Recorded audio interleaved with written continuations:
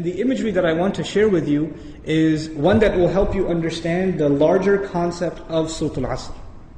Imagine with me that you are drowning. And you are unconscious. Two things. You're drowning and you're unconscious. Do you have a lot of time?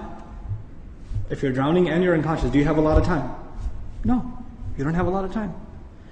Which means your time is running out. And you know in Arabic, what word is used for when time is running out? The word for that is Al-Asr.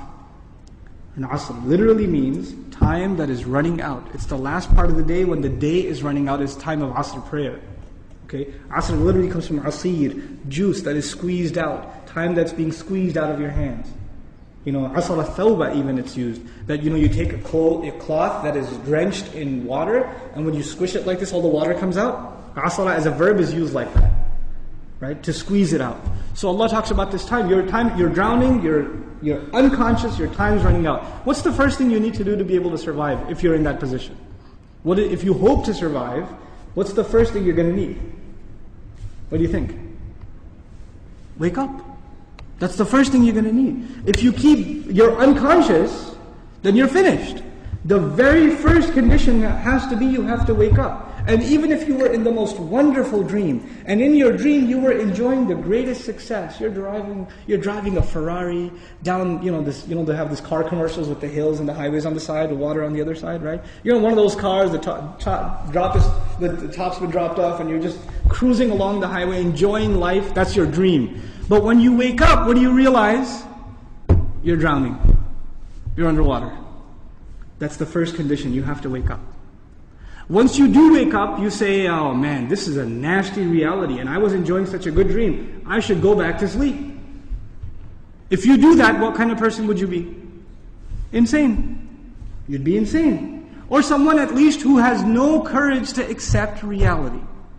Because they found reality to be very difficult, they decided they're going to put themselves back to sleep even though they woke up. Does this person, if he drowned, can he blame anybody else? The one who woke up and went back to sleep? You think? Someone who never woke up, maybe, right? But the one who woke up said, this is not good. And they went back to sleep. They have no one to blame but who?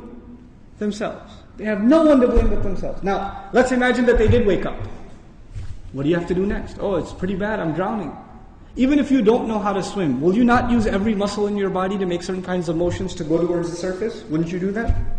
And you will make certain kinds of motions that make you go further down, and certain kinds of motions that will make you go up. And once you discover which ones help you go up, you will only do those, right? You will do those. In other words, the first thing was you have to wake up. The second was you have to swim. You have to do something to try to get to the surface. When you got to the surface, you gasped for air, and you got pulled back down. You got pulled back down. And you know who you got pulled back down with? You won't believe this. There's a chain around your foot, and your relative, your cousin, is sleeping, and he dragged you down. And now you're drowning because of your sleeping cousin. What do you have to do now? You got to wake him up. And you're not even waking him up because you want to save him. Who are you waking him up for? Maybe you want to save him, maybe. Maybe you don't even like your cousin, I don't know, right? But what's the point? The point is you're trying to wake him up because if you don't wake him up, who's also going to drown? You yourself. So you wake him up, and he says, man, I was driving a Ferrari, you woke me up for no reason, I'm going back to sleep. Forget you. Can you just say, okay, well, I didn't like you anyway, suit yourself? Can't do that. If he goes to sleep again, what are you going to do? No, man, wake up, let's go, you can't give up. You can't not accept reality. And you have to keep trying to wake him up until he finally says, okay, fine, what do we do? He says, you say to him, let's swim together. Both of you come up together. The third time, you both get pulled down by your grandmother, by your aunt, by your neighbor, by your son, by your daughter. Does the process continue? The process continue? There's a 4-part process to this people surviving. The first was they had to wake up themselves. Then they had to try to swim. Then they had to tell other people that they're tied to, this is the truth. Let's go. And even if they got tired and one of them said, man, I can't do this anymore. We've been doing this now over and over again. I don't know if I can do it anymore. And the other one says, no, We are all going to survive together. You have to do this. Come on, let's go, let's go, let's go. Keep going, keep going. You ever seen those kinds of movies where they're trying to escape from some army and one of them gets tired and says, I can't run anymore. And what do the others do? Come on, let's go. We can do this, we can do it. And they get him to run anyway, even though he thinks he can't run anymore. They work with each other because their survival depends on each other. They work together desperately. What does Allah say at the end of this surah? First He says, إِنَّ الْإِنسَانَ لَفِي وَالْعَصْرِ. First of all, time's running out. Then He says, إِنَّ الْإِنسَانَ لَفِي خُسْرٍ. I'll translate it, human beings are drowned in loss. You see the parallel? Human beings are drowned in loss. What's the exception? إِلَّا الَّذِينَ Those who believed. Believed what? Allah didn't say آمنوا بالله وملائكته وكتبه ورسله واليوم الآخر والقدر خيره وشره من الله تعالى والبعث بعد. Nothing. He didn't mention anything. Even though all of those things are included. According to the siyaq of the surah, the context of the surah, what is the first thing these people have to believe? That they're in loss. That they're drowning.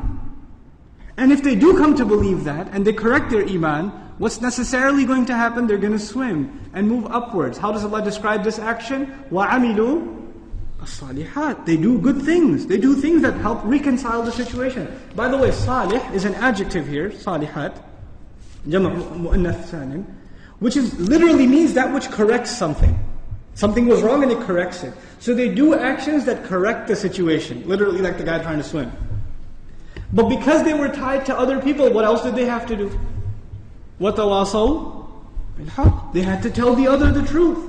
And it's not even أخبروا عن it. They told them about the truth. No. You have to wake him up and let's go, we have to go. No matter, and over again. Tawasi even has takrar in it. It has repetition in it. Over and over again they said, this is the truth, this is the truth, this is the truth. You know why? Because the people you're trying to save, even if you wake them up temporarily for 20 minutes, 30 minutes during the khutbah, guess what happens when the khutbah is done? They go back to sleep. They start drowning again. So what do you have to do? You have to go and wake them up again. Then they get sleepy again. Then you got to wake them up again. This is tawasi bil haqq. And you might get tired of doing it. You might become impatient. So Allah also adds, وَتَوَاصَوْا بِالصَّبْرِ. You got to keep doing it. Sabr means consistency, constancy, perseverance, patience. You got to remain on point. You got to keep doing this. Because your survival depends on it. In the end, if you do all of these things but you have no patience and you give up, you drown too. So even if you had iman and you had good deeds and you told people about the truth but you didn't have sabr, you still drown. So how many conditions do you have to fulfill to survive? All four. All four conditions are required. They're critical and they're necessary. Which is why there's a wa in between them. You see the logical progression from iman to amil salihat to tawasaw bil haqq to tawasaw bil sabr, beautifully articulated in this surah.